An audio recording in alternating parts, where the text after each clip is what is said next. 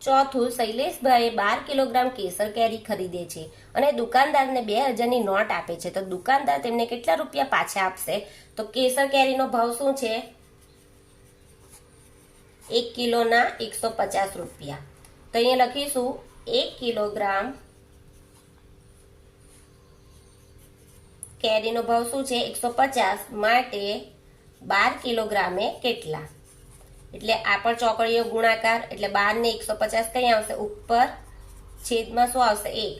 તો 150 ગુણ્યા 12. તો બે સંખ્યા છે એટલે એક સંખ્યાનું શૂન્ય, એક સાથે ગુણાકાર શૂન્ય કરીશું તો શૂન્ય, 5 એકુ 5 ને 1 એકુ 1.